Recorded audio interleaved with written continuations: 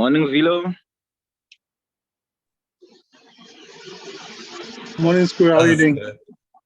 I'm good, man. I'm good. Thank you. Morning, everyone. Morning, Morning, Rodney. how's it? Hello, everyone. How's it, Dima? Morning, everyone. Dima, you better. Morning. Morning, Michael. Yeah, touch and go. Thanks, Mike.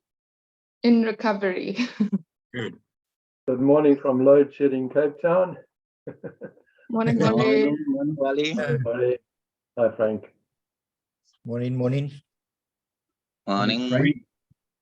I'm getting wiped out in half an hour.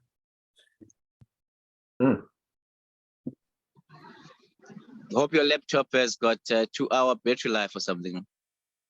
Yeah, you lose your Wi-Fi though, don't you? Oh, yeah, the Wi-Fi situation, yeah. Mm. I'm operating on my mobile phone this morning, and I was trying to activate my camera. It's not quite working. You shaved your beard, Frank. I've been mysterious. I've been mysterious today. Yeah, I shaved my beard a while ago. Yeah, who's that, Andre? It's Paul. Is that why your camera is also not on, Frank? What's not on? Is that why your camera is also not on, because you shaved your beard? I shave my beard in summer. I might grow it again. Oh, yes, that's Frank Reitz, the guy there. I read Yeah. the right. No beard. Doesn't make sense. Morning, Frank. Well, thank you everyone for joining. We will start. So today we're focusing on Florida Road. Frank has done many buildings on Florida Road. So just a quick bio about Frank. In 1989, he graduated from the University of Natal, joined Bruce Stafford in 1991, made associate in 1995, then started Frank Reitz Architects in 1996, focusing on conservation and restoration. So he's been involved in that field for 35 years now, sitting in various aesthetics and heritage committees. Worked for the city for 11 years till October 2021, and which is when he retired, and then re-entered the private practice in 2022. So Frank, I would just like to hear your insights on the street as a specialist in the field. Over to you, sir. Thank you very much, Goro. Thanks for the invite to do this. I hope everybody can hear me. Loud and clear. Yeah. Yeah, can you hear me? Yeah, very clear. Okay. First of all, I just start with an apology. I'm going to be looking off to the up left, because I've got a bigger screen that I'm projecting this onto. So if I'm not looking at you, I do apologize for that. I'm not being rude on purpose. Okay, it's quite a long presentation. They're 90 slides. So I've worked out I've got 40 seconds for each slide. Some will go quicker, some I'll linger on and talk a bit more to. But I'm going to be talking to these slides, and if we could possibly leave all the questions and things to the end. We've allocated a half an hour for questions and things. So if I could just try and get through all these slides first, and then we'll chat afterwards, if that's acceptable. Great. Let's do that. Let's do that, Frank. Yeah, sure. Okay. Kira, can I share screen? Yes, you can try now, Frank. Thanks. All right.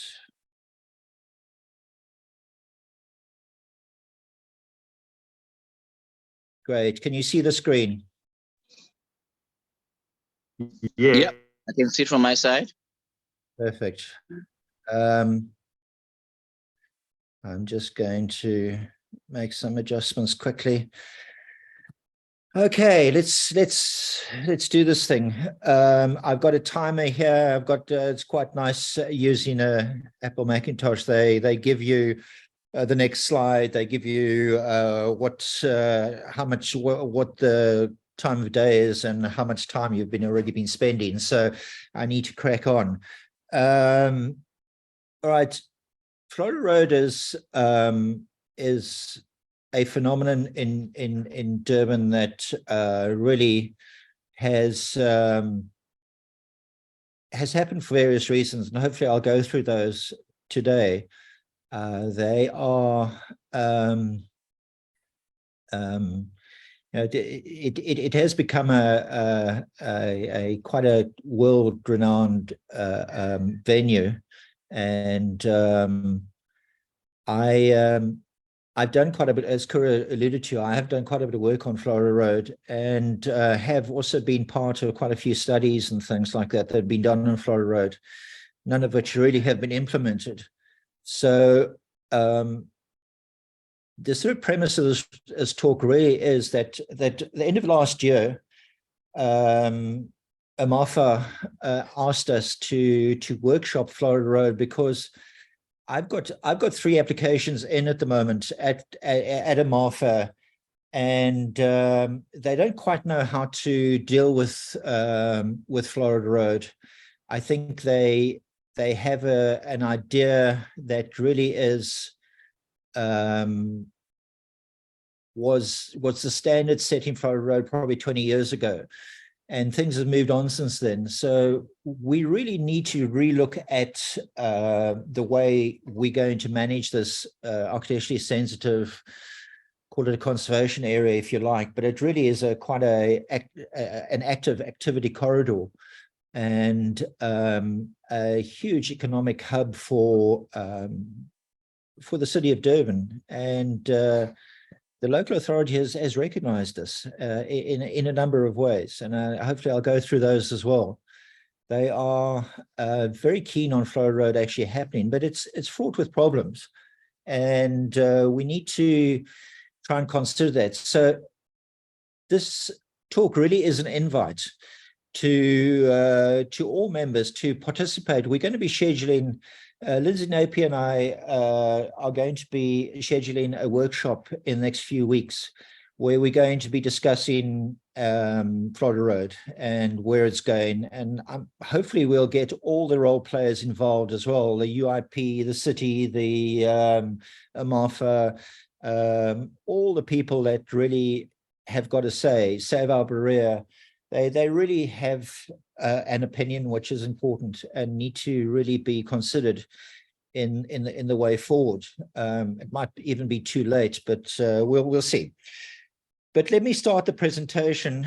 Hopefully things go according to plan here. There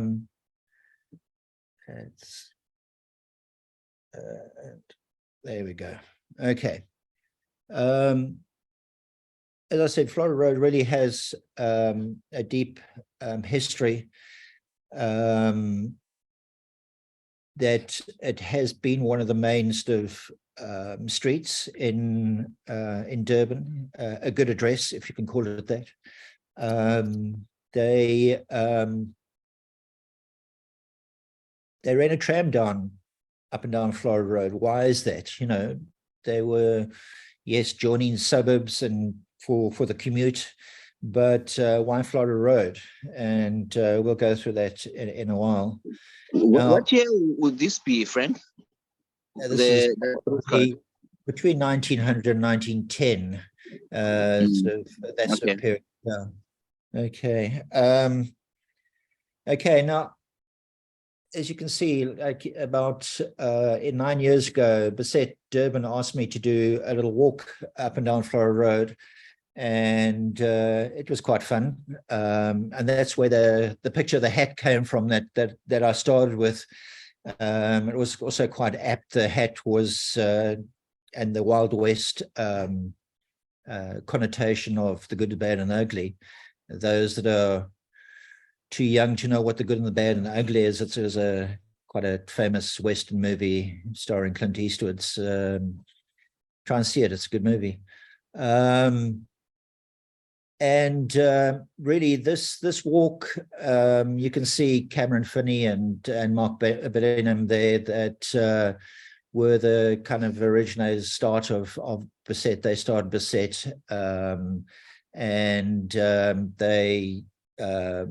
I've had the privilege of giving a few walks for them, which I all enjoyed. But this one we started up on top near Mitchell Park and walked downhill, which made a lot of sense because kind of gravity took us down the hill. It was difficult in that I could only really talk about things. I had a couple of pictures in my hand, as you can see, but I prefer this format where I can show a lot of pictures, and hopefully this talk would be hopefully a bit more informative.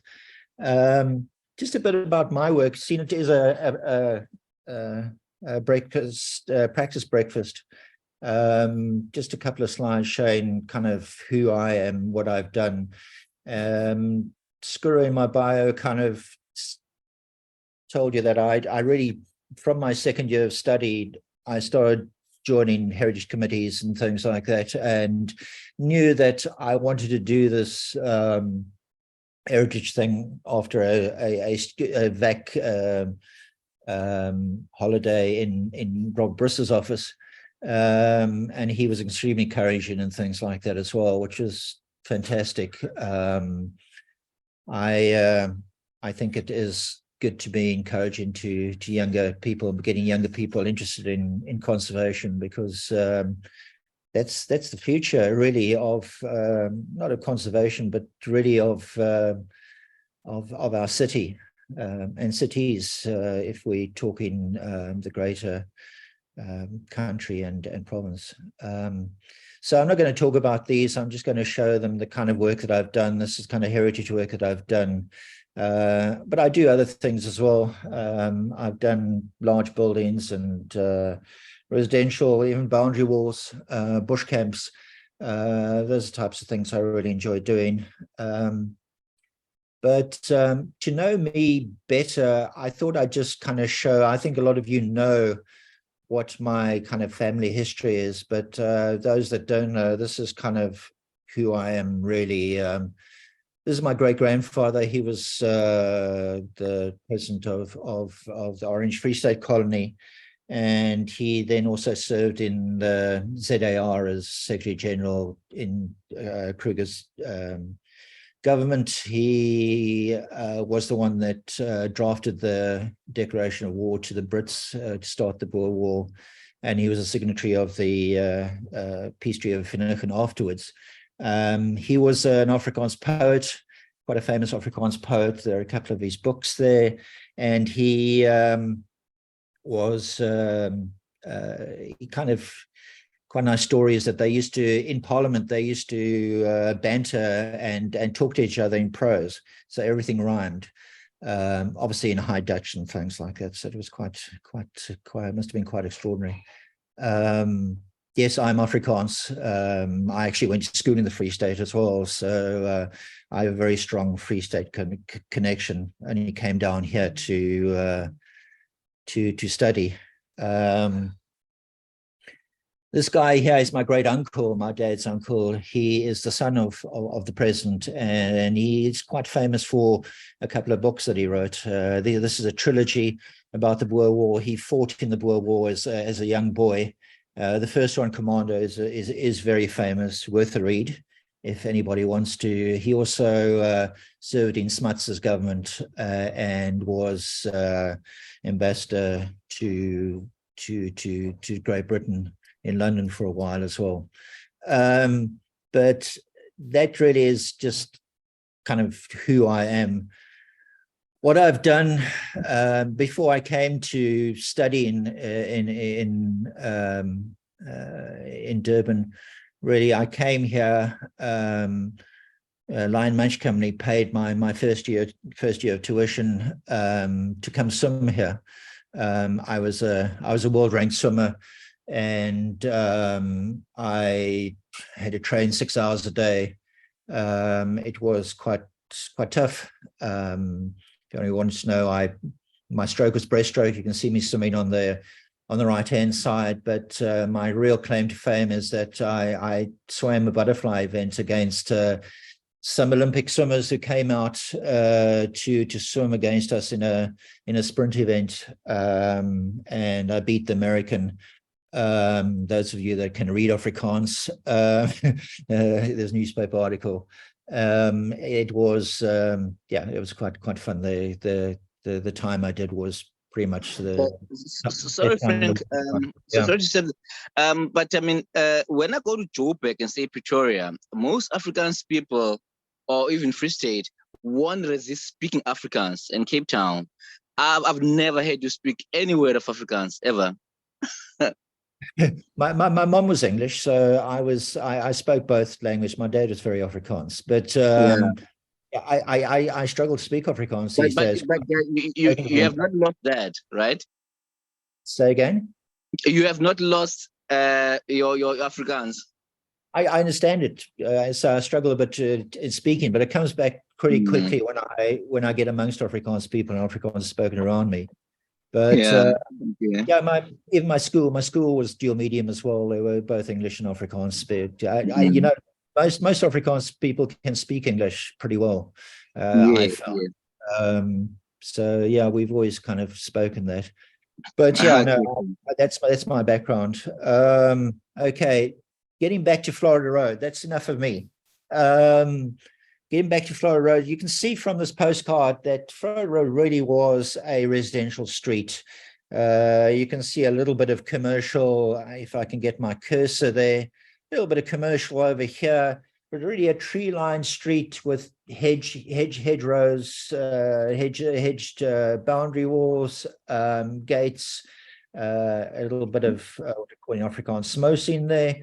And really a view right down to the city, which really was quite unique, in the tram that ran up and down it.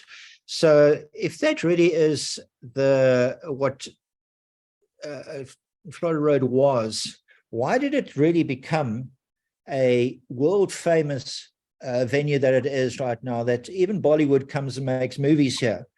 You know, it is I've heard the stories of the two Bills sitting there, you know, Bill Gates and Bill Clinton sitting at Spigadora's having lunch. You know, it is the place to come to if you're in Durban, and not really the beachfront, yes, but people head to Florida Road as well. But if you look at old maps of Durban, you see that Florida Road has always really been there. It's always been this kind of diagonal, this kind of jar in the grid line that would ran down down towards the city.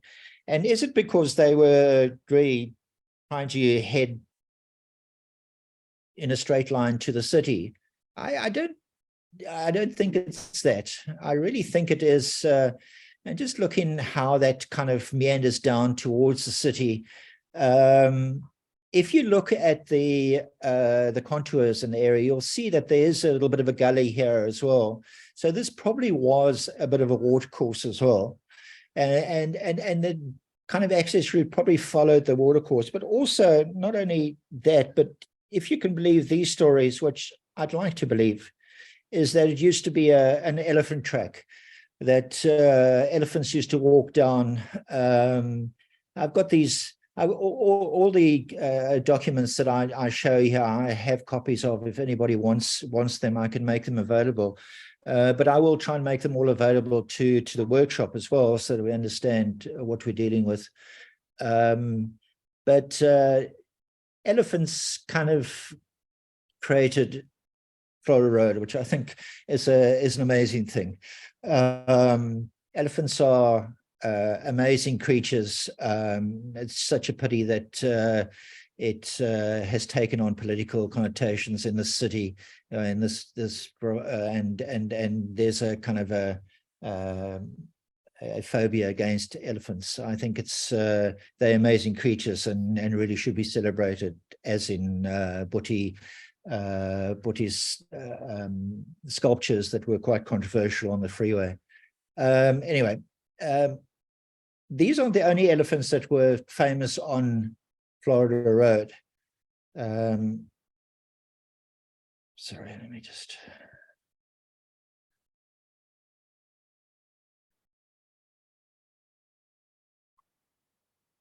Okay, Nelly the elephant was an elephant, an Indian elephant, not an African elephant, that was a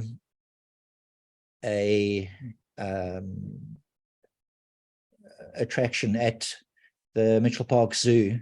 Now, I'm not a big fan of zoos. I really don't like what they stand for and what they actually do. But Nelly, I think, is a hero that we need to celebrate because, like Gambit, the dolphin down at the dolphinarium, and as I say, Nelly, they really are ambassadors to the animal kingdom, and if they have introduced generations to how wonderful the animal life is, then I really kind of welcome that. I think she should be celebrated. She died at quite a tragic death. She went off her head and injured some people, and she had to be put down. So not a great story really at the end of the day, but still I think she's a hero to me, and I really think she should be celebrated. Mitchell Park really is, as you can see, the lovely picture that I found of the old entrance with King's House in the background. You'll see later that I really find that Mitchell Park really is part of Florida Road. It really is the top end of Florida Road, and it really I'd love to see that actually terminate in King's House being turned over as an art gallery or something like that, that one could actually do that type of thing. But you can see the little entrance that was has been displayed there. I found that in Michelle Jacobson, Brian Carney's book, The Berea Style. Lovely, amazing books that Brian and Michelle have put together. Let's just go to the next slide, if it will work for me. Okay, now again, going back to the map, you can see the diagonal of Florida Road up the one side, up into the Berea, but trams, it kind of was a natural path for the tram to actually follow. Because it actually went deep into Morningside and then connected with Musgrave Road, and did quite a strange sort of two-point turn up on top of Florida Road, and went down Musgrave Road, or the other way, came down Musgrave Road, then it did a two-point turn down Florida Road. But these are the original tram routes that I've shown here. And trams are amazing things, really. And then there was talk that the tram might be put back into Florida Road at one time. I know that John Frost suggested that in one of his studies of Florida Road. There's room also that the city of Lisbon actually gave a tram to the city of Durban, and it stood in a warehouse in the harbor for a long time and has subsequently disappeared. What has happened to it, I don't know. But trams were amazing things. They started off as horse-drawn carriages, singles, deckers, and then double deckers, electrified, all sorts of things, different shapes and sizes. They were an amazing commuter, and it was great for people to get around, and it would be great again. Screenshot. So, Scott, did you want to say something? No. No, Okay. I think it was Andre. Someone. Okay, Andre. Okay, sorry, Andre. Okay, the tram shelters were said, and you can see the larger plan is a tram shelter that used to sit in Gordon Road Park, diagonally on the corner of Gordon Road and Florida Road. The two illustrations on top is the tram shelter, I think the last surviving tram shelter that used to be in Bulwer Park, that unfortunately was demolished a few years ago. Before it was demolished, when I was at the city, I did a little drawing. You can see the top left-hand corner of the possible restoration of that tram shelter, and they kind of all looked like that. But unfortunately, the city didn't have the money or had the priority to actually spend on it, and it was just really quite unfortunate. Now, the story on the right-hand side is the UIP, and I'll go through who the UIP is a bit later. The UIP on their website actually kind of talks about a bit of the history, and then kind of waffles on about this little shelter on the top of Florida Road. That this was the original 120-year-old shelter, and people 120 years wouldn't have actually built something that crude. The top hand drawing really shows a typical shelter would have had a little bit more finesse and a little bit more craftsmanship to it. But they restored the one down the bottom and are very proud of it. I would think that this shelter is probably from the days of that trolley bus, 1950s, 60s, somewhere there. I don't think it's any older than that. I could be wrong. Yeah, tram shelters you'd see in old photographs, they used to be all over the place. I know of two of them that used to be down on the pavilion site down at the beachfront as well. Unfortunately, they've all been lost.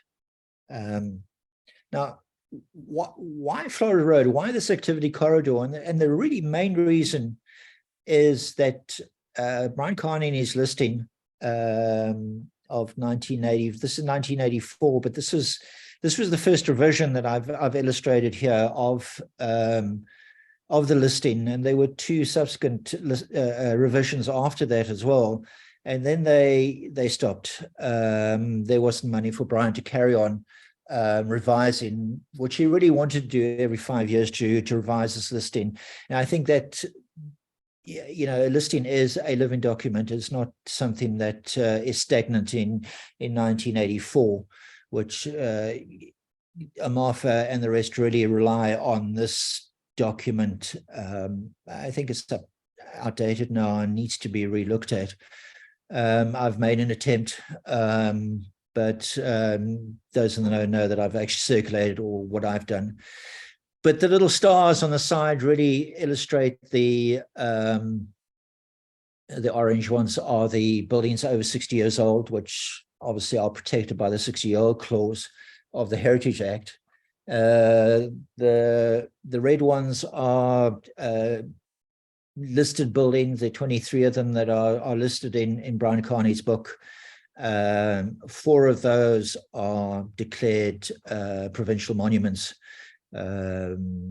What we call grade 2 buildings. The listed buildings would be grade 3 buildings. Grade 3 buildings being of local interest, grade 2 buildings being a provincial, grade 1 being of national interest. That's the way the grading system works. But you can see they go down Florida Road right the way across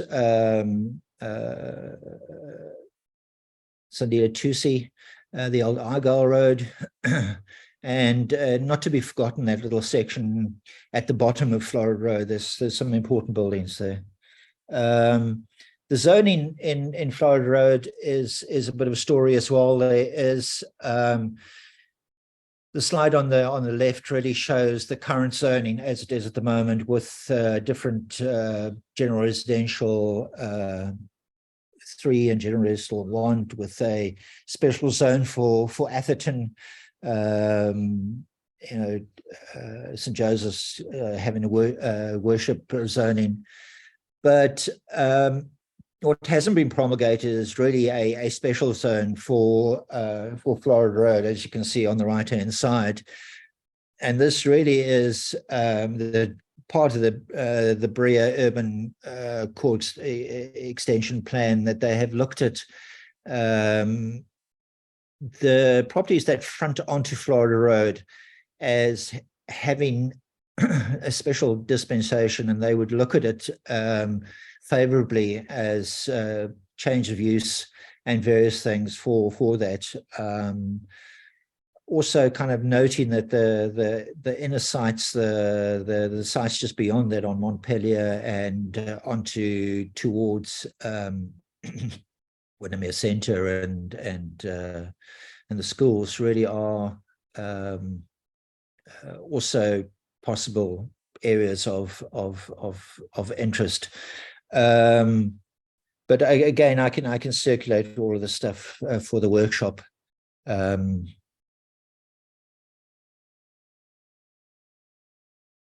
Now, there've been quite a few studies done on Florida Road recently and before. I know, as I've mentioned before, John Frost had done a really interesting study. I haven't been able to get a hold of that. If anybody's got a copy, I really wouldn't mind you sharing it. But the UIP have done their own sort of branding document. I've got that if you want to actually see it. That being on the left-hand side. Urban Lime, who I'll go through just now, have commissioned a Cape Town group to actually look at something as well, which I can share.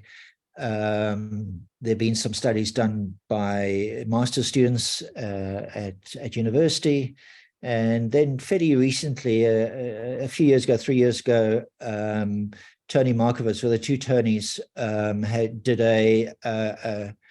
a study for the city, for the urban development department, and Angie Baker and Nadia Funke actually helped them formulate a quite a concise plan for Florida Road, really at kind of on an urban design scale, not really looking at the architectural response and architectural development, which I think is what AMAFA is actually after from us right now. The drawings on the right-hand side are some drawings that I did for a study done by Rodney Koromansky as well before this too. I don't have a copy of that either. So again, if anybody's got a copy, I'd great if you could share. I just had the few little sketches that I did of the kind of pavement organization. Now, it is this pavement or pavement is really the contentious thing with AMAFA right now. And it's a sketch down the bottom, the third one at the bottom, really, that the pavement boundary wall garden building scenario that AMAFA is very keen on. And I just feel that this was the case in Florida Road many 100 years ago, and also maybe a few 20 years ago. But Florida Road has changed, and this scenario really, the front garden really has become an activity area, not only the front garden, but the pavement too. And those are the kind of nice things that have actually happened in Florida Road, that the kind of activity that has kind of spilled out onto the pavement. And those are things that are really, I think, the city is quite keen on, and I certainly am quite keen on happening. The kind of very active activity corridor that is happening. I did a little survey fairly recently of the types of activities that are actually happening up and down Florida Road, and how, just so that we've got an understanding of what really is happening right now in Florida Road. Many of the activities are illegal, haven't been applied for. Certainly from AMAFA's side, the canopies and activities in those front gardens, I don't think there have been sufficient laws welcoming that. There just seemed to be a resistance to it. And it's, I've been involved in Florida Road right from the beginning of this activity corridor, and that it is, the city has always been kind of resistant and always been kind of, I always used to say, it's kind of trying to stop a bulldozer with their hands. I think they're just going to get run over. I think we need to anticipate these things and try and get and mold it rather than try and just be resistant and put up barriers. But let's start our little tour. Let's start down at the bottom this time rather than at the top like I did the working tour. The working tour, you needed gravity, as I said. This, let's walk uphill. And I hope you've got comfortable, not comfortable shoes, but a comfortable chair, because I'm not going to go through every building, but I'm going to go through those I think that have significance and I can talk to. So let's start from here, and the Gravel, down the Gravel Circle, Gravel Village, down the bottom. The only proclamated conservation area in Durban. I think there should be others, but it doesn't have a great track record. So one needs to find ways of managing these things a lot better. But let's start at Ike's and Mama's. The date that is 1924 that Brian Carney puts to the building. I think the Ike's and Mama's section of this complex might be a little bit earlier than 1924, but certainly this section probably is 1924. A beautiful proportioned building.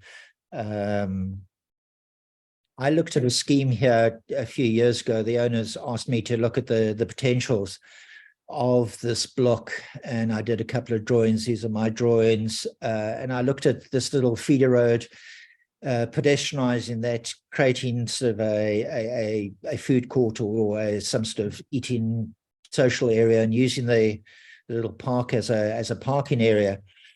I see that the bagel shop, the Glenwood Bagel Shop that is now in this area, is planting veggies there, and they've been planting some fruit trees as well. And I think that's an amazing initiative by them, using municipal property to grow veggies and things like that. I think it's with the looming food security that we're going to go through soon. Food and water security, that's going to be a big problem soon in this country. Across the road, the fantastic Duca by Richard Stretton, award-winning building. This building really was a very difficult one for Amarfa. They resisted Richard at every turn. Really felt that this wasn't the type of building for Florida Road.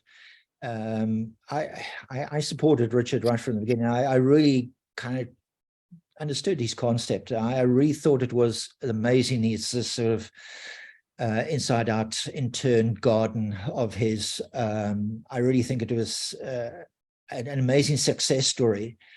But again, kind of illustrating that Amarfa really don't know how to evaluate this type of modernist architecture. I mean, it's a building that has ticks all the right boxes in my mind. The scale is right, the use of the pavement, the prestige of the building. Really, you can see it really works extremely well. They run a little jazz club here on a Sunday night. You should go and have a look. Across the road, Emmett have done some amazing work on Florida Road, and this is one that Trish did quite a few years back, and they were flats, kind of a mirror image of each other onto Windermere and Florida Road, and quite clearly joined by Trish between them, creating office accommodation. Again, through a clause called 6 bis, one could get a leniency on the bylaws to create offices, outer residential buildings. And that really is the beginnings of Florida Road, really is 6bis and the listing. And one can, you know, that's why it's become this activity corridor. I'm switched my mic off, so it's fine. Andre, Got a bit of a cold, eh? Be careful. Andre, Andre, please mute yourself. Okay, I'll carry on. So let's cross the what I call the Sanduli Tusi Argyle Canyon, because it is that, you know, this massive arterial that's been kind of bulldozed through the through Florida Road. Really is a disconnect between the two parts of Florida Road, the bottom little section and the upper section. But yeah, one with some clever pedestrian management, I think that can still be resolved, but not as yet. I don't think it is very inviting crossing that road. Again, the Emmett conversion of 4 buildings into Quarters Hotel, really very successful. Testament to that really is that it's a business that has operated for many years now. And that really is due to the fact that they did some really good work here. 2 of the buildings built in 1895, others slightly older, but they really are quite beautifully done. I'm just going to keep going. The Durham Tourism Building done by Gary Short. You can see some early drawing photographs. I've got a lot of early photographs because I've been involved in Florida Road for a long time. And this building having this very heavy sort of boundary wall on it, defensive, almost Roman structure, that Gary returned to the Palisade Wall, inviting people to view the building, which I think is fantastic. Slightly over signaged, I think, the Durban Tourism, but it really was quite a clever job. This, and I think I saw Joe on the call. Sorry, I'm saying I think I saw Joe Lees on the call. I think she's here. Okay, good. Yeah, no, yeah, Joe and Gary did that. Yeah. Okay. This building used to be African Arts Center, and when they had the amazing graphics on it and things like that, and this type of graphics, I think, really has got a place in Florida Road. Maybe not the billboarding of the later versions of this building, but we'll go through that a little bit later as well. But real pity that African Arts Center has moved away from this. So I think they were extremely well placed here in Florida Road, and also right next door to the tourist office as well. They've moved to Bartle Road now, and a real Durban institution. Next door to that is again Emmett done a really amazing studio showroom at the back of this building. You can see the building's quite early, 1895. Found an application for a rezoning was posted last year. Those are the drawings on the left hand side. You know, they don't show too much changes to the building, but I get a bit concerned when they go to the length of actually doing rezonings. I don't know what that is. Again, the only drawback about this building really is the heavy boundary wall. It'd be nice if it was something that one could actually, the road could enjoy the building as well. Let's move on. Now, the little substation really is something that's got huge potential, and a lot of these substations really are not in use. And I think most of this building isn't in use anymore. So it'd be nice if the city could actually relinquish this, and maybe, you know, it could be something, have some sort of commercial potential as well. In front of it, the city have actually put this directional sign showing different cities, probably our sister cities.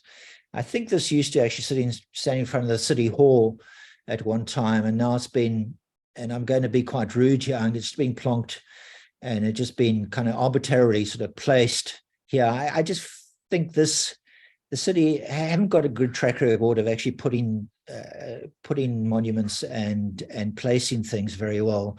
I really think this is something that needs to be viewed and looked at. And this isn't a people place, it should be somewhere where, in Gordon Road Park or somewhere where people can view it from close up. You're really just passing it by car here. And I think it's unfortunate because it's quite a nice little thing. Across the road is the old NG Church. Those that don't know what NG stands for, Nederlands Gereformeerde. There we go, score the some Afrikaans. Dutch Reformed Church, which is now the Olive Tree Church. I, for my sins, did a little bit of converted the hall at the back and did some additions. We turned it into a showroom for a fabric company. There'd been a subsequent sort of addition on the front, a coffee shop for Olive Tree, which was a really quite a dead sort of car park, quite an odd little car park, a hardened section in front, which they've made use of, which I think is quite successful.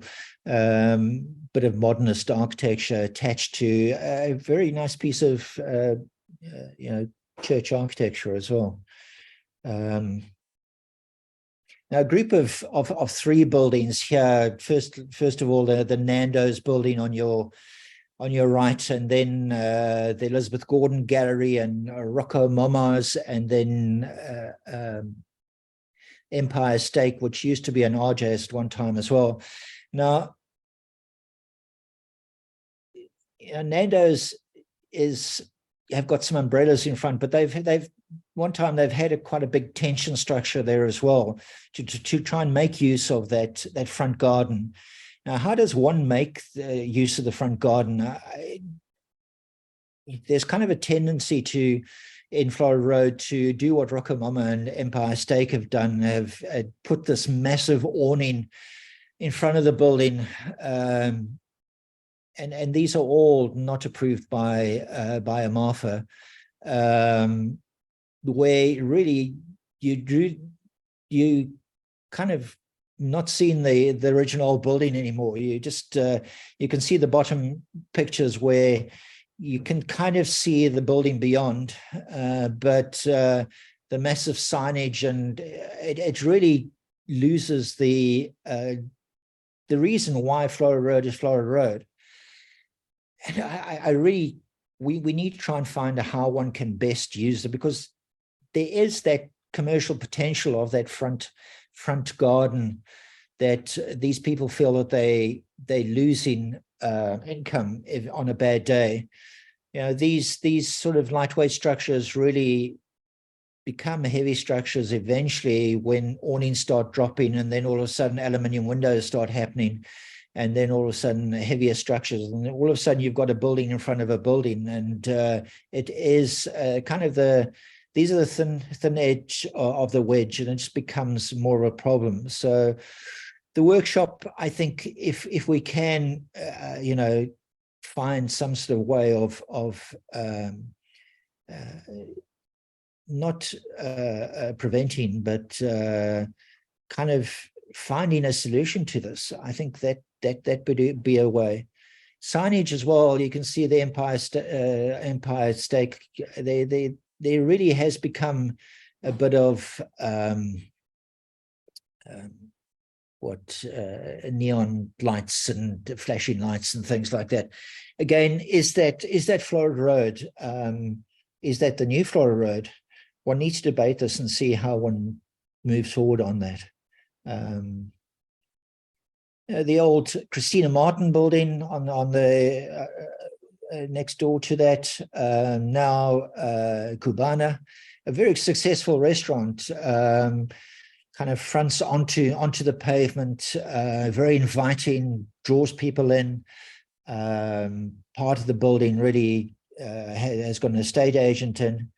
Now, I just wanted to talk to this, that veranda and upper enclosed section really is part of the city. The pavement still is owned by the city.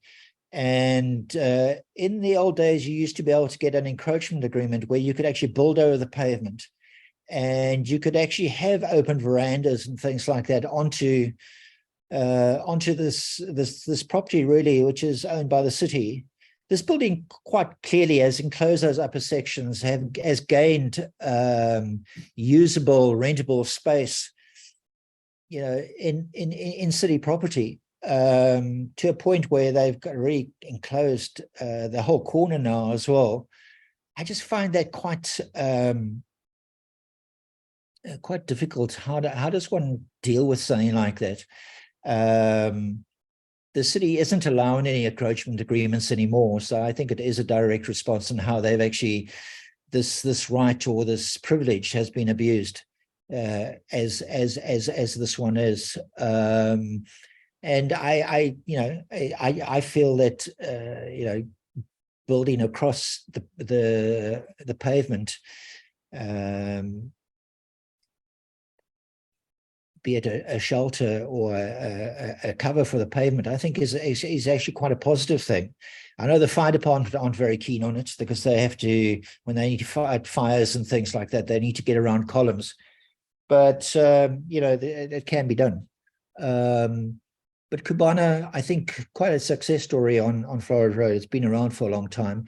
One kind of Florida Road is quite a difficult place to run business. I think businesses come and go very quickly here, and those that hang around for a long time obviously have got something special.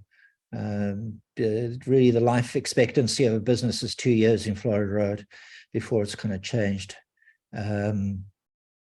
This little building next door is a building that I feel that really should be. It is a listed building, but I think it really should be a grade 2 building. I think it is quite a special little building on Florida Road. It's beautifully proportioned, got a lot of existing detail in it as well. You can see by the interior shots that the building has been gutted and used for another use, in this instance a steakhouse, which unfortunately is no longer there. But one needs to consider what happens on the inside of buildings as well. I'm quite supportive of change of buildings if it's going to increase the longevity of buildings. Then I think one needs to consider the insides. But if it's got a beautiful old staircase and fireplace and various details, I think one needs to consider those as well, not just modernize. In the motor world, they would call this a resto mod, where they take an old car and they put a new brake system to it and new engine and various things, and create an up-to-date car with the aesthetics of the old car, the romance of the old car. And really, essentially, that's what is happening to this building, and something I certainly have done in my career.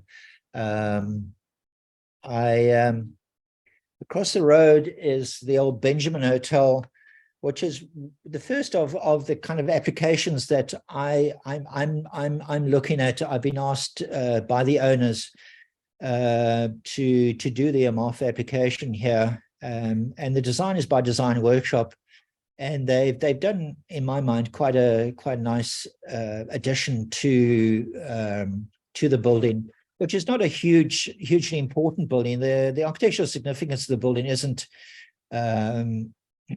great.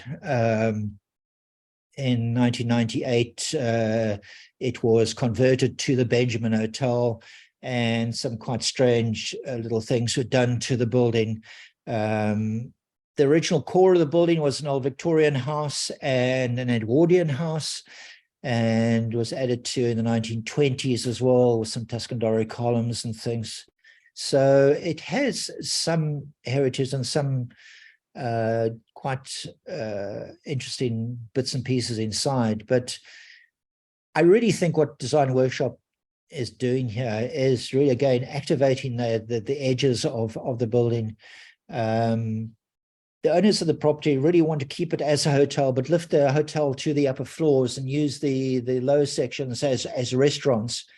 As the modern trend really is that in hotels, they don't have dining rooms and breakfast rooms. They really have independent restaurateurs running restaurants from there, and their patrons can go and eat in the restaurant.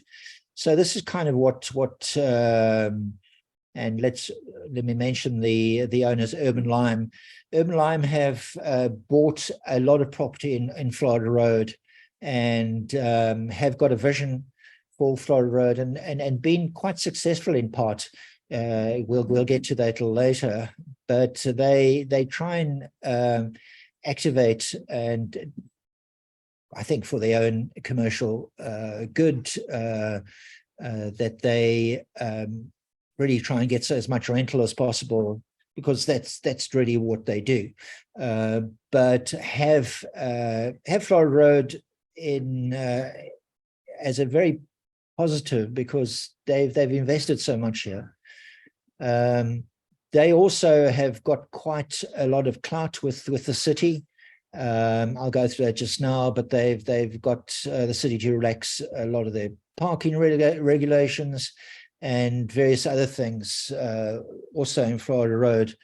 But this one is, as I said, one of three that I've got applications into AMAFA, which AMAFA put a moratorium on making decisions on these until some sort of decision from the anticipated workshop, which I find quite unfair, that these clients are sitting here waiting and you know, for a decision on something. You know, Design Workshop has redesigned this a couple of times to try and satisfy AMAFA, and yet we still don't have a decision.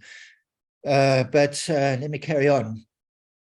Counterculture, this is a Rodney Koromansky building. Rodney also had a go at Florida Road, not only in the survey that I've alluded to before, but he did this little building here, this little asymmetrical balcony that he actually put onto this building. I really find quite attractive. There is only one building that some people call deco. I call this art moderne. Art moderne is really the transition between deco and the modern movement or international style, where it still had the kind of forms of the art deco, these circular bays, but stripped of all its decoration, all its chevroning and things like that, and its verticality that is renowned for in deco. But this little building's got a lot of potential, I think. The only one on Florida Road that doesn't have a Florida Road address as well. Okay. True confession, I actually worked on this building to start off with. I was asked to convert this building into offices many years ago, and I designed some sort of I think I had old drawings, some sort of Edwardian facade to the veranda. Wanted to replace the veranda with timber, but I didn't really have control on site, and the client just could kind of put a pastiche of my design onto this building, kept the concrete framed veranda, and kind of stuck on the fretwork and things like that I designed, and got his office rights as well. But it subsequently became a KFC and now a Spur, really quite oversigned. It's yeah, I think quite an eyesore really on Florida Road, but that's me. Next door to it really is probably the worst of the worst really is a building that has become a nightclub officially as well. They're the only site on that have actually got city permission to run a nightclub, but eventually became a strip club as well. But the good news is this is kind of one of my applicants that was also being stalled, unfortunately. You can see the drawings on the right-hand side done by Stefano Vattaroni, who's actually designed a really nice solution to this, where this building is going to become a really upmarket restaurant. Zuma is a restaurant that is already open in Umhlanga and doing very well, and they would like to actually have an outlet in Florida Road too, and really is quite a neutral architecture that he is imposing here, setting back the horrible addition that was done to this building a few years ago, and understating that addition with a modernist building. Now, Amafa really are quite confused on how to actually to police this. They want the building to set right back. It is an academic argument that can be argued, but it is again another one of my projects that are not my project, but my applications that are in and awaiting some sort of resolution from my workshop that Amafa then can actually have some sort of guideline on how to actually manage these types of applications. All right. Again, I think a huge mistake on Florida Road. The KFC, driving KFC, really not a people building. It's a building glorifying motor vehicles, and I really don't think that's what Florida Road is. Florida Road is all about people sitting on pavements, not getting a quick takeaway. I don't have a problem with KFC, but I just have a problem with how people get onto the site and get off the site as well. It's really unfortunate because right next door is a really beautiful little building done by Emmett. They really have looked at a modern version of the typical building on Florida Road, a roof building, a building that has a kind of an asymmetrical gable veranda, and it's a reinterpretation of that. And next chapter really is quite very successful little restaurant, again a survivor that's very well managed, and Arab I think are quite happy there as well. They've just renovated their offices, so I think they're quite happy there too. I'm sure many of us have visited their offices there. Well done, Trish. This I think it sets up a really good example of how new buildings can be imposed on Florida Road. Across the road, the old Hotel California and the old nightclub Bonkers down below. And I think if Dean's here, I'm pretty sure he frequented Bonkers a lot. But this really is it's always really had a scale problem. It's a battleship in a yacht mall, I call it. It's a building that really just doesn't articulate itself. It's quite a slap in the face. Enough said. I think next door, Go Durban has offices here. Now, I have a confession to make. I really designed this building when I was still working with Bruce Stafford. It's a long story why a building was stripped of all its character and really found a building like this. It was something that a miscommunication between the city and the professional team, and the building had gone on auction, and we thought I designed a building which I thought kind of fitted in Florida Road. and then we had to redesign it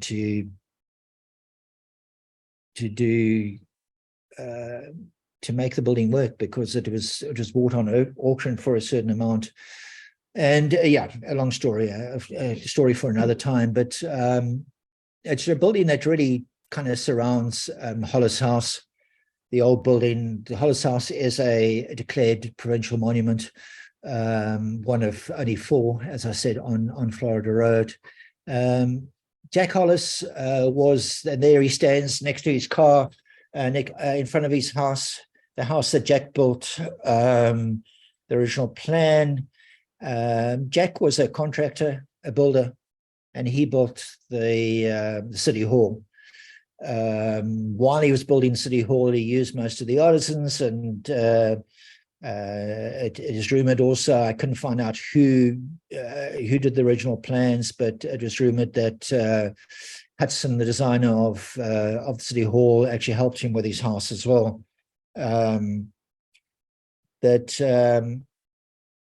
This building has a bit of a checkered past. You can actually see that Florida Road is quite a hostile area. The allusion to the name of this talk, the good, the bad, and the ugly. It is a bit of the Wild West at times. You can see the broken glass in the bow window. Yeah, these kind of things happen at nighttime when alcohol is abused. And Florida Road really has become a church to the abuse of alcohol.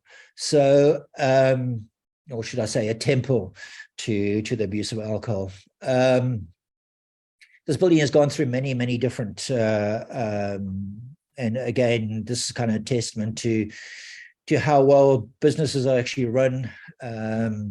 It's probably had 5 or 6 different restaurants. It was quite famously San Juan. Robert Maurice actually moved his restaurant into here from Allowell Street, and then eventually moved from here to Umhlanga, where he opened El Maurice,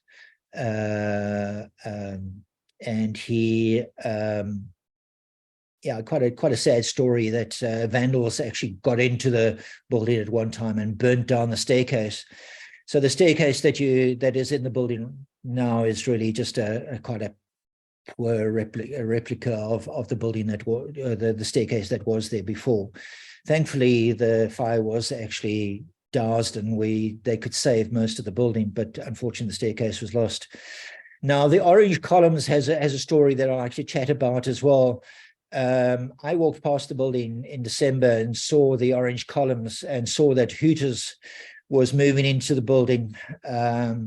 In January, I was contacted by Hooters and their interior designer and asked whether I could actually assist them because Amafa had shut them down. I took on this application. This is the third of my applications that are also been halted and awaiting some sort of decision from Amafa. But I convinced them to repaint the columns white, and you can see the bottom right hand corner how they have responded to that, and we've just used some accent colors in certain recesses for their corporate orange color. I kind of equated the orange columns. I said to them that you've dressed a 90-year-old lady in your white t-shirt and your orange hot pants, and it just isn't dignified. And they understood that, and they changed, which I think is quite nice. There's still a contention about the awning that they've put up. You can see it again at the bottom here, that again they want to try and use that front garden, and that has been put up illegally, and Amafa is resisting that. Again, how does one do this? Does one not do that at all? Remembering that this building is one of only 4 declared provincial monuments on Florida Road. So I try to motivate to Amafa that these awnings were okay, or we could try and just drop them slightly so that you could actually see the moldings beyond. But they've dug their heels in and said no, they don't want to see the awning at all. But again, Sir Frank, in this particular project, the main thing is color, right? Were there any walls moved, etc.? No, everything is very low impact in my mind. The high impact item really was the color, and with the changing of color, I think that. But it is some impact in terms of orange type of thing. Well, orange is their corporate color, and they needed that orange. And it's an unfortunate orange as well. I think it's quite horrible. I tried to get them to go a half tone lighter, but they dug their heels and said no, that's our worldwide image, and that's what we'll do. Believe me, this is actually, compared to other hooters around the world, this is actually a very, very good example of how they've okay, well done. Thanks, Frank. Okay. Across the road is a building I restored many years ago. One of my first projects I did when I started my own practice. It's called Elm Building. Now, this building, when I first arrived, didn't have a veranda, didn't have the shell motif on top. Those were all shown on the original drawing, and I decided that we would actually put those back. We had, and this is quite a contentious restoration thing. Some people don't believe one needs to do that, but I feel that, you know, if you've got the means to do that, although those columns on the street are cast aluminium and not cast iron, and we had some very good casting companies, concrete casting companies, that did a very, very good job of the shell motif for me as well. I really feel that this is a lovely building, as it is, and very usable. We put the stairs and the debonaires, and it was Blockbuster at one time as well, but they've gone. They're no use for videos anymore. But the other franchise shops are in this. So we also kind of dropped the internal walls so that you could go into one franchise and move between them inside. And subsequent to us doing it on this project, I see that these line shops, which are all sister shops owned by the same head company, are doing that in most of their projects now. They couple them and then join them internally so that people can move between it and buy a pizza and a burger at the same time. But I find quite this one. Signage is a contentious thing that needs to be discussed. You can see in my drawing that I did, I kind of trying to position signage not to go over that molding, but it's now gone over the molding. But I don't think it's all that bad. I think it's still quite well positioned. You know, that is the obvious place to put signage in my mind. Across the road, really the grand.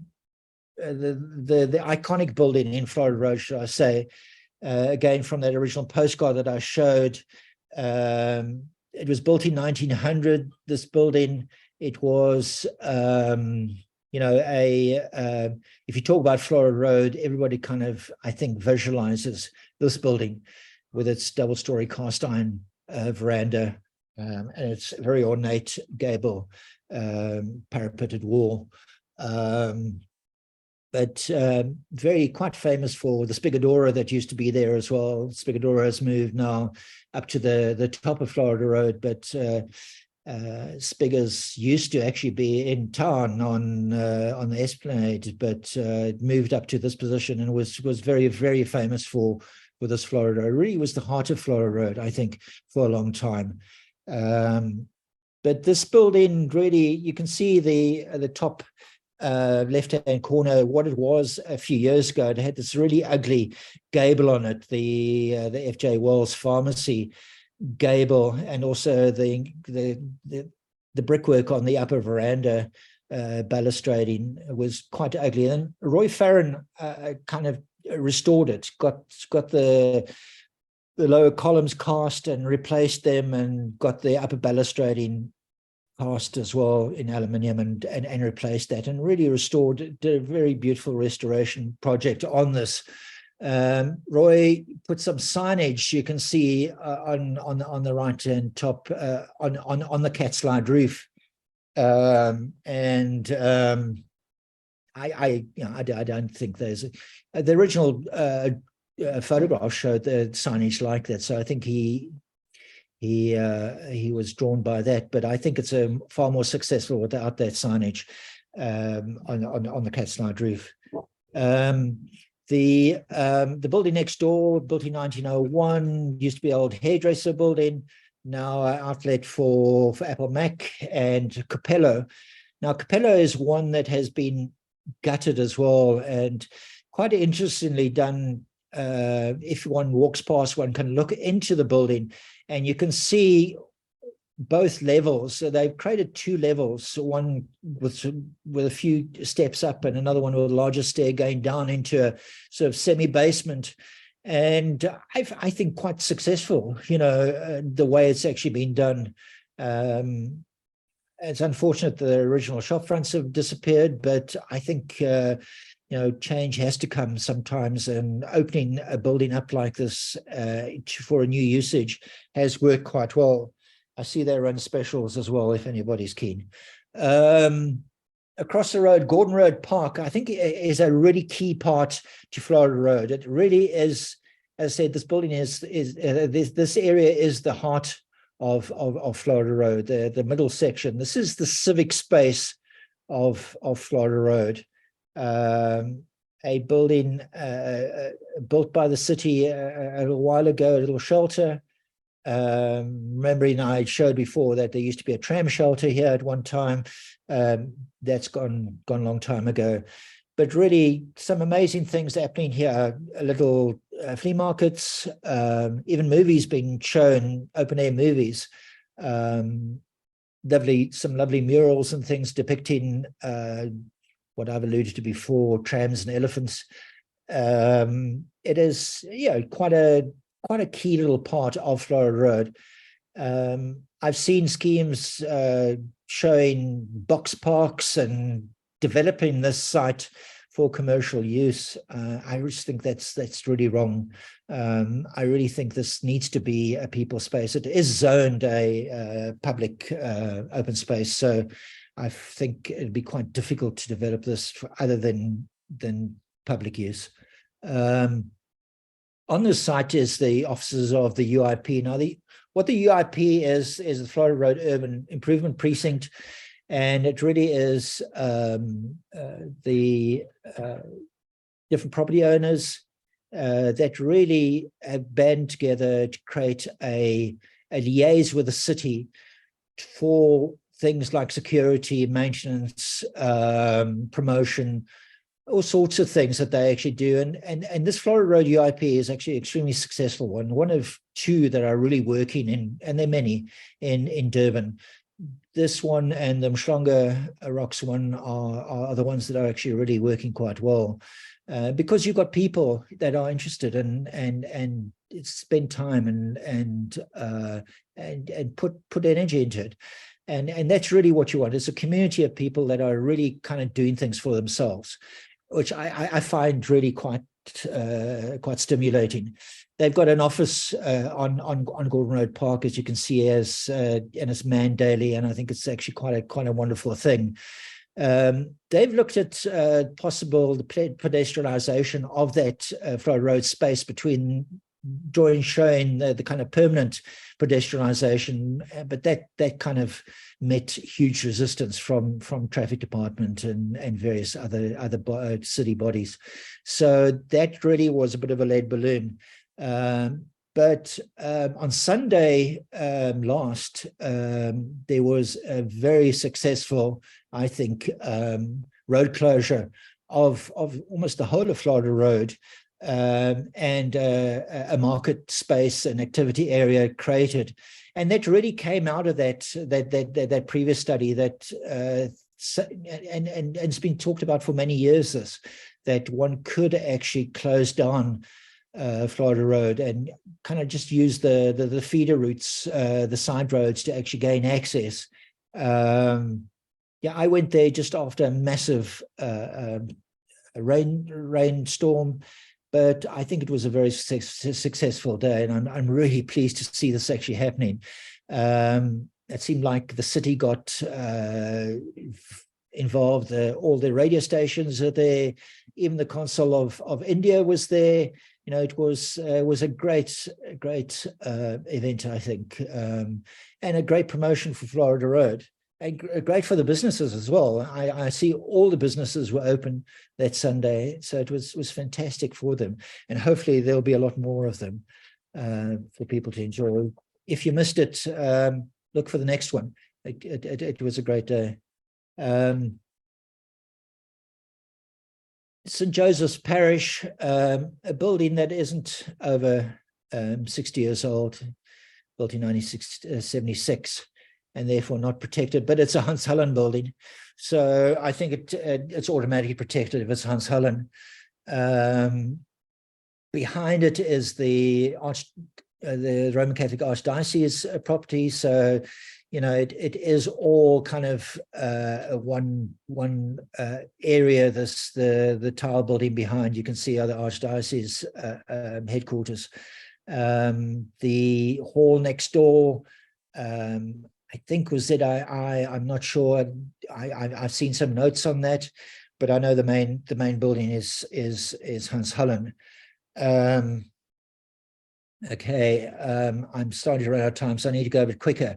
The old bank building, I think it was a Barclays Bank at one time, First National, and it became Republic Chicken Wings, and I think they did an amazing job putting an awning on the front and activating that front space with translucent sheeting and their ferns. Unfortunately, they're no longer there. They've gone out of business, and the building on the left-hand side is what it is today. Also chicken wings, but a different franchise. Dropkick Murphy is again a precedent, I think, on how not to do it. This building is actually a really important building.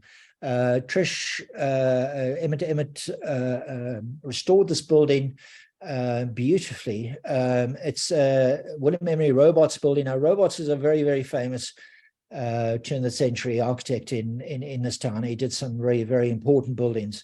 I've had the privilege of working on quite a few of his buildings, and he is a really, really accomplished architect. Now, this awning in front, I don't believe is legal.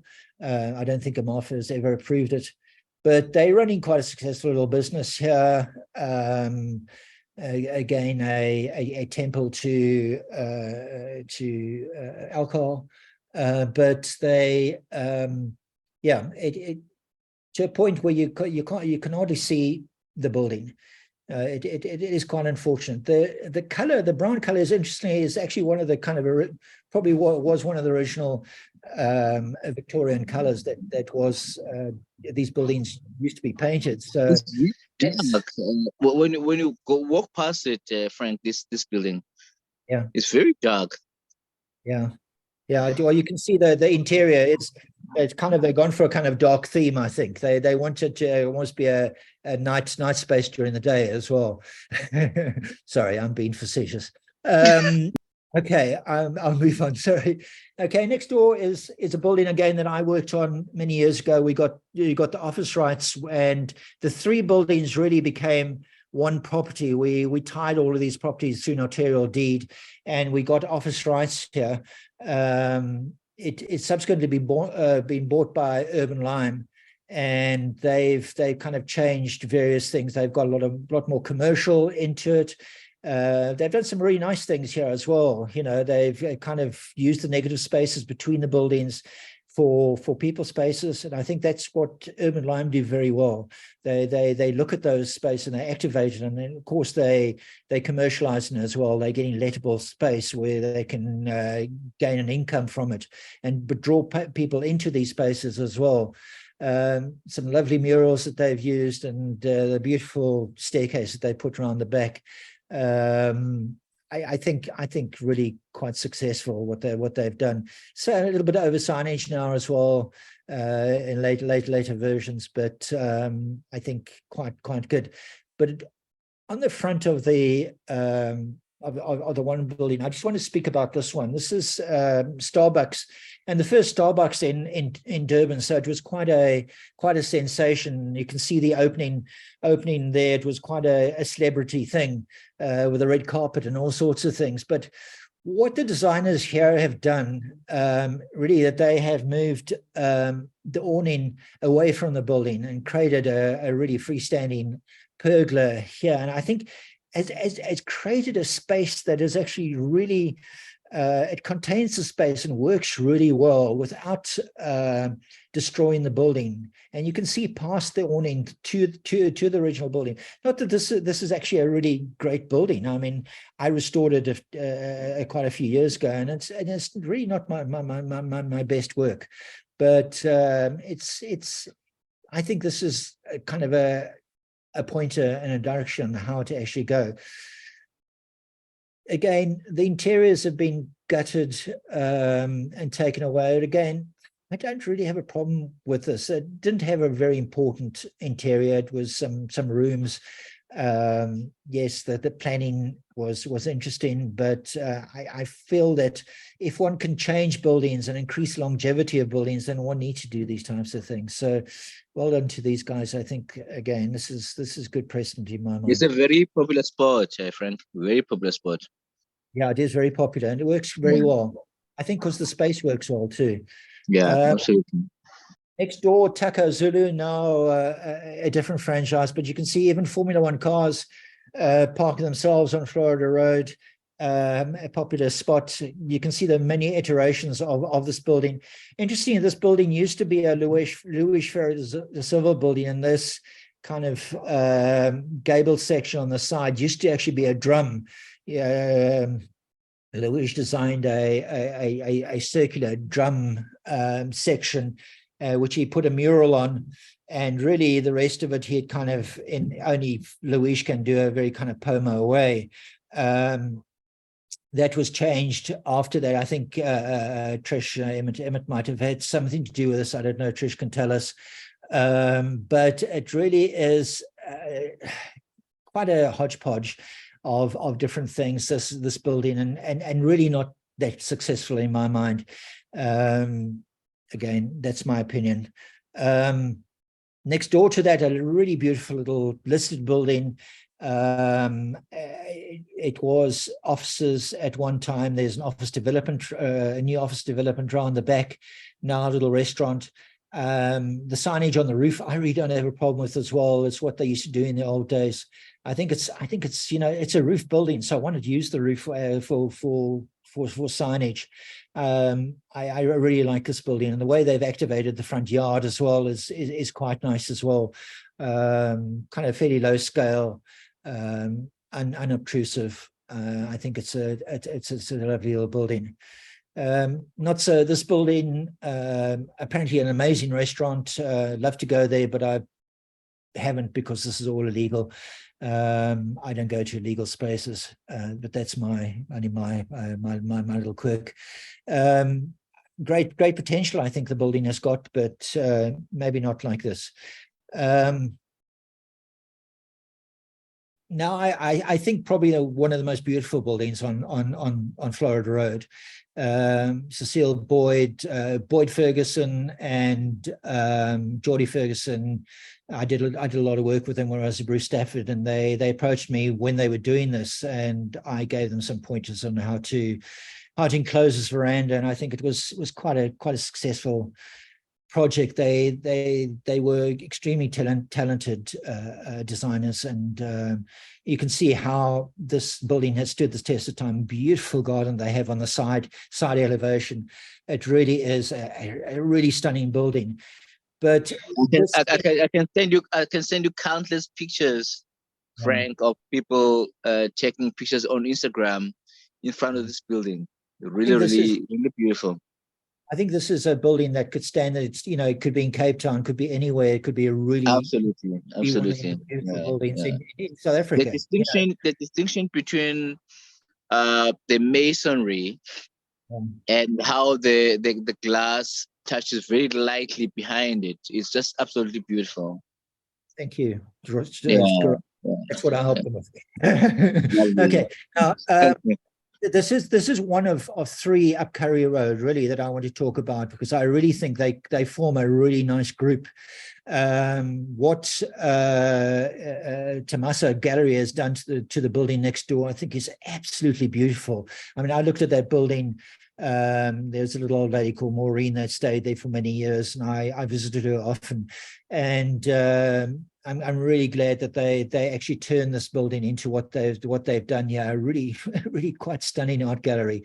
And next door is the Richie McKinley building, the Lamberis. I think has always been a really very beautiful, unique building. So you've got a group of three buildings here that really are, in my mind, the most successful group in Durban or in South Africa. You know, there really is sets huge precedent. And if we can get this sort of quality work in Florida Road, I think we're going to be a very special space. So congratulations to all the people that have been involved here. I really think it is an amazing space. Diagonally across the road is quite a controversial kind of high development. I was involved in Martha asked me to assist with this, and the architect Bill Ellens and the developer Rob Gould kind of designed a building that was quite a massive, mass sort of scale building, and we asked them to break it up and articulate the building, and they responded extremely well, and redesigned the building a number of times to come up with this. So it was eventually approved by Martha, and this building was built. And you can see the drawings of Bill Ellens, the 3Ds, and what actually was built is pretty close. I think they've done a great job, and it really is a kind of landmark building in a way. The city has also put a traffic circle there as well, which I think is something that needs to be considered in Florida Road. The sort of traffic calming, somewhere where you can do a U-turn legally. I think these are all things that are kind of clever things that could be incorporated into Florida Road. And I think Tony Markowitz does actually, in his report, actually touch on all of that.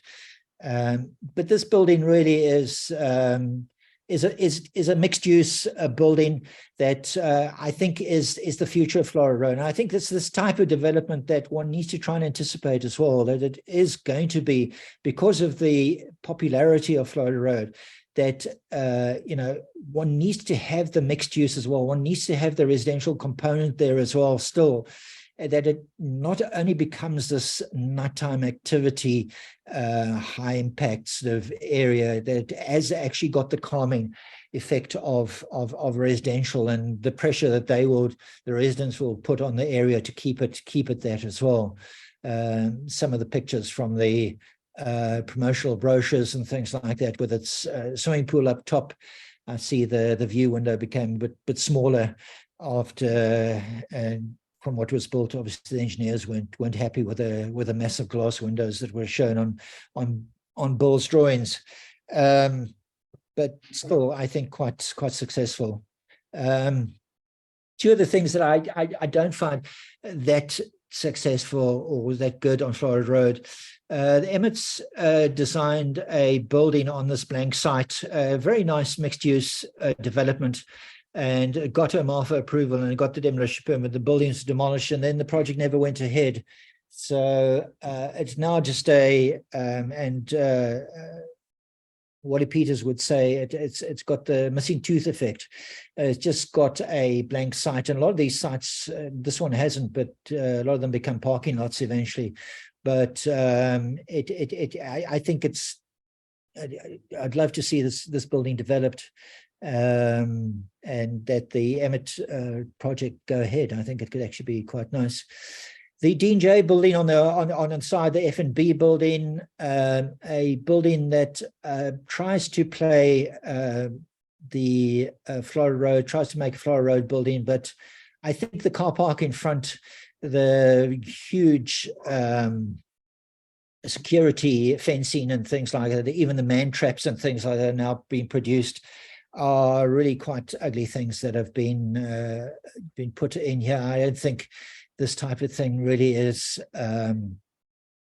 something that it also has a scale problem as well. It's a kind of a double site that really becomes quite obtrusive, I think, in Florida Road. I would love, a developer to purchase this site and actually then, develop it more. I think it has huge development potential. Again, that's just my opinion. The spa on Florida Road, you can see the 1950s, 60s building that was and still is part like that. The spa section was redeveloped in, a kind of postmodernist sort of way, in a kind of industrial postmodernist exposed steel, but a kind of the attempt by the architect really to have a gabled veranda type of feel about it, that you have kind of solid sections and lighter weight sections as a kind of homage, I think, to the Florida Road past. Yeah, it is what it is. Okay, this little building here I call Florida Mansions. I worked on this building. You can see my drawings there. I turned it into offices, and only because I could get parking in the days that I used to. If you could get parking, on-site parking, and you could get it through the traffic department, you could get change of use. So I devised a very, I think, quite a clever little double ramp using the garages on the side. One garage had a ramp going up, and another garage had a ramp going down, and I could get 16 bays in there, which was sufficient to get the office spaces for up top. Quite interestingly, the old plan on the corner where the bottle store is now, where the chemist used to be, it shows that it used to be a petrol station. So you would drive in on the one corner and diagonally go out the other corner, and the Bowsers would be on the actual corner. Whether it was built or not, I'm not sure, but the original drawings actually show that. It has been subsequently bought by Urban Lime, and they have now rebranded it Hacienda, and it put some interesting little shops in the garages. Quite interesting. I'm going to go back a slide. They've also, you can see my my drawing here, that the garage again that I designed on the side here of the office development next door is kind of the same height as the lower garage here. And Urban Lime have bought both these properties. So they've joined these garages now, that they have actually, you gain access now to these parking bays from this garage with a slight ramp down into it. And that's how they've used these parking bays here. The upper section they've now used as a part of a restaurant of the building next door, that they kind of step out onto an open courtyard inside. Again, quite cleverly done, I think, and then using the garage space as those commercial outlets on the side of Holden Avenue. Now, as you can see, these are little shops, and the way Urban Lime have rebranded this. Across the road is a really beautiful little addition done by Bossoff Architects, recently opened for the church, and the drawings that I've seen, they're going to hopefully open this to the public as well, and do a further scheme of an access staircase in front of this. Whether that's going to be built or not, I'm not sure. And the palisade hasn't actually been dropped. But a really clever way of joining up two buildings, not dissimilar to what I did in Churchill Road. If you've been to the Antiques Cafe, that's something I did there, using the negative space between buildings, and this was quite nice. I saw some schemes done by Trish Emmett on this as well. She proposed this a little while ago as well, but eventually done by Boshoff Architects. The Grand Old Lady of Florida Road. I need to kind of speed up as well. I'm going over time. This is Atherton. Let's do 5 more minutes, Frank, and then we'll just do interaction afterwards. I want to try and get through those, Guru, as well. Let me just try and get through. Absolutely. I go a lot quicker. Okay. Look, I think it's very critical in the community of architecture and how we input it in what is happening on this precinct. So that's why I let it run over. But I mean, at 20 past, let's just do interaction afterwards. But thanks a lot, Frank. I'm gonna go very quickly. Okay, this is one thing I wanted to actually talk about here is in the write-up. You see the Bull family. I don't know if that's Mike's family that used to live there, but this is Atherton Grand Old Lady. I did this scheme next door. One of my first projects when I was working for Bruce Stafford. It was a long story. The face brick I had to actually use the aesthetic of the mimicry of the old buildings. I was forced to actually use, but I reinterpreted it in a kind of modernist way. I still quite like it. I really like the staircase that I did between it. The two buildings had to be done on 2 different levels, so you're going to get the split level on designing a face brick building on a brick course, and then fine tuning the levels here as well between 2 buildings was quite difficult, but we got it right.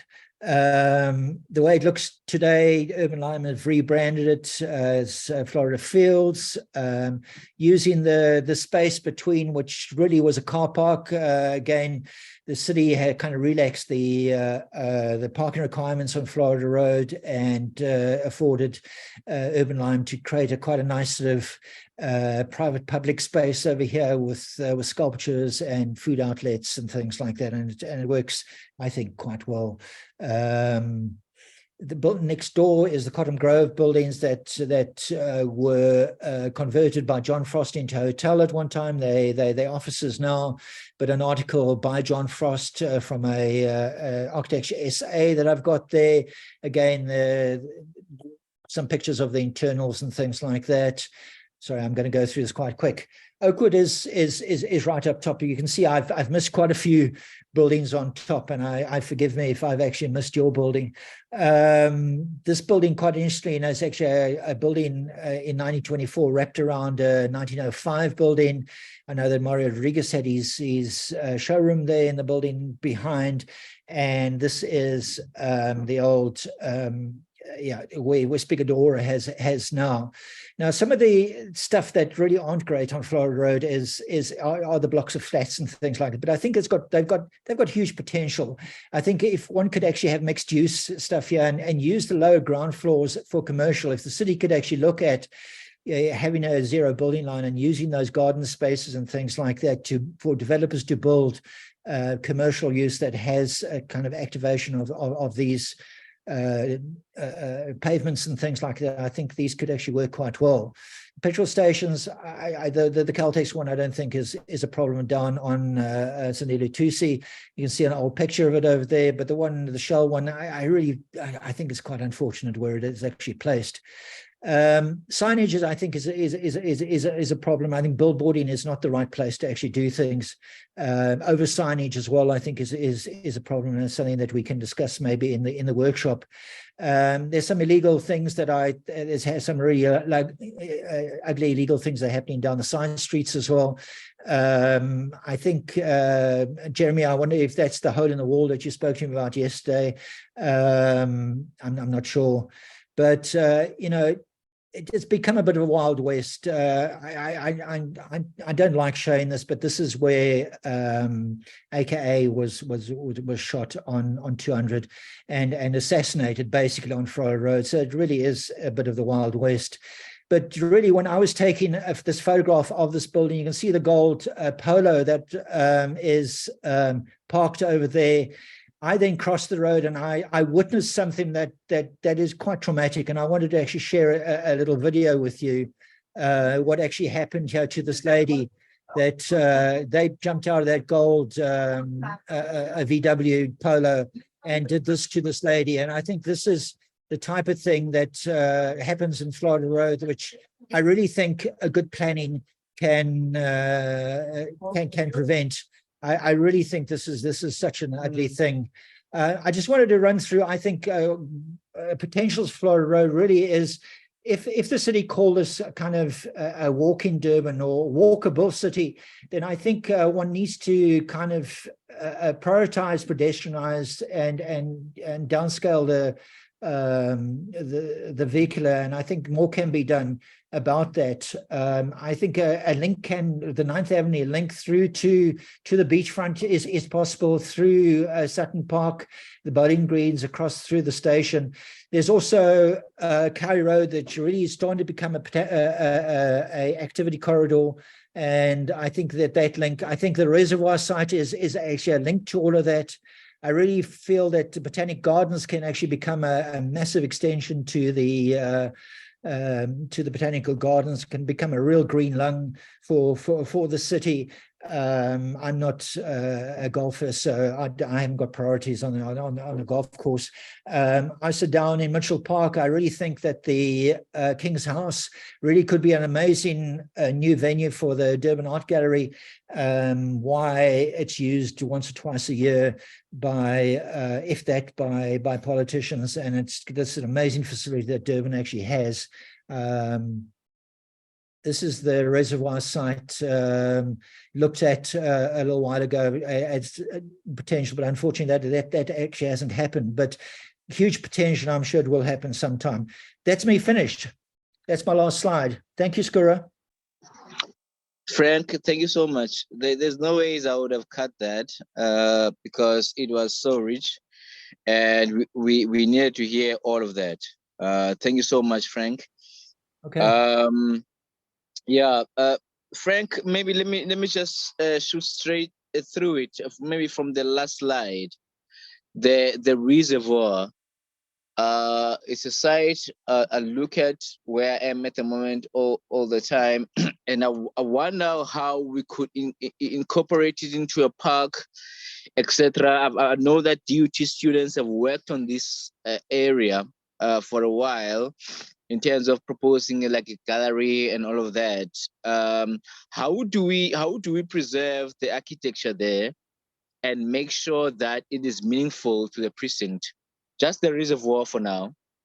Yeah, I think this study that was done by KWI, what do they call it? I can't remember. The developers that Trish represented here, was a very clever design. They used the reservoir really as their kind of magnet supermarket space, and put the parking on top of that. You know, where I've seen other schemes that use the reservoir as parking, I think that doesn't quite work.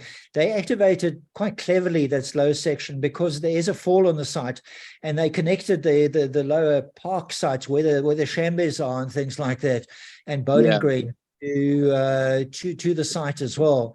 And I think that is the way, and it has GL1 potential. It's got lots of potential on top of it. You know, you could actually do lots on top. So all sorts of things that can happen here. But I think this is the kind of link between Kai Road and 9th Avenue and through Gordon Road Park through to Florida Road. I think this is kind of a really key site. Yeah. Now, unfortunately, Ivor had to leave. We talking with Ivor and Lindsay about the port development and all of that. One thing that comes very clearly here is the tram shelter on top of Florida Road.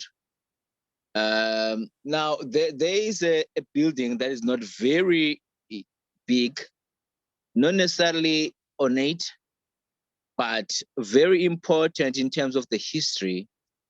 Apart from that, as architects, the public appreciate that. There are people who come to do domestic work in the suburbs here. research shows that it's 40% of their income goes to transport. Maybe 20% goes to time. 20% of their time during the day is traveling to the suburbs to do domestic work.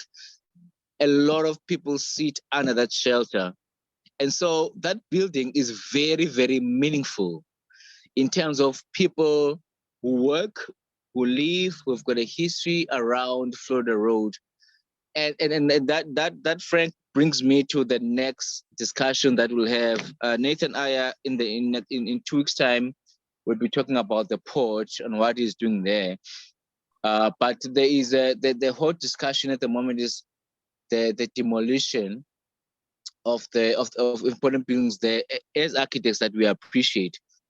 But how would you reconcile between the port terminal building and the tram shelter on Florida Road?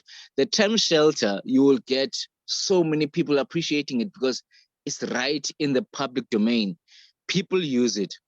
People come early for work and can shelter there. The Ocean Terminal building is ornate, is lovely, but not many people have access to it. And how do we reconcile the two? Maybe, I don't know if it's an unfair question to you, Frank. I think the tram shelter that I alluded to it in my talk really is not a historical building like the UIP might want just to actually see it to be, but I think it certainly is usable, like you actually say. And I think it doesn't actually cover very much at all, you know, and it's not all. No. So it changed when it changed to roof seating. I think it changed significantly, but it is just in a pathway where most people appreciate it beyond architects type of thing.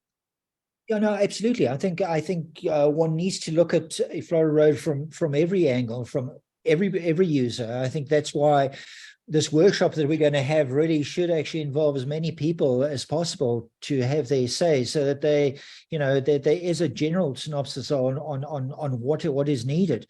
Again, the top end of Florida Road, where that shelter is really the entry point to Florida Road.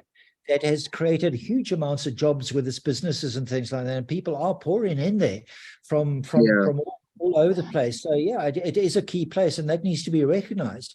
I think to reconcile, as you say, the loss of a beautiful one of the best modernist buildings in Durban, and the Bay, whether it's accessible or not, you know, maybe it won't be in 20 years. If you put the 20-year test or the 50-year test, you know, maybe other generations will enjoy it. But beauty you cannot erase. You know, it will be appreciated by people in other generations as well. So, you know, if we lose it, it's going to be a massive loss, and we've lost too many in this town. I'd love to do a talk on just on the ones that we've actually lost, because that's a story in its own. Absolutely, Frank. Absolutely. Thank you. Thanks, Frank. By the way, the whole talk will be on. We have SAIA KZN TV, which is a YouTube channel. So all of this will be recorded there. Colleagues, I'll open the floor for anybody who wants to say something. We've got 2 minutes. Yeah, I've got 2 minutes actually. You can't go beyond that. But there's typing going through from Bongega Andile, who used to work for the city. Lindsay, thanks, Frank. Let's continue the discussion, the workshop. Let's definitely make that workshop happen. Frank, it's very important. Yeah, we're going to, Lindsay and I'll make an effort in the next few weeks. Yeah, absolutely. I'm not sure, colleagues, if you have any questions, but Frank, from my side, I wanted to find out what brought you, looking at your family history. I appreciate that. And Afrikaans is very much a part of South Africa. Actually, you won't get Afrikaans anywhere else in the world. If you appreciate diversity, you'll appreciate Afrikaans as part of South Africa. What brought you into conservation heritage? Yeah, probably part of my family history, I suppose. You know, they call me a walking piece of Afrikaner, but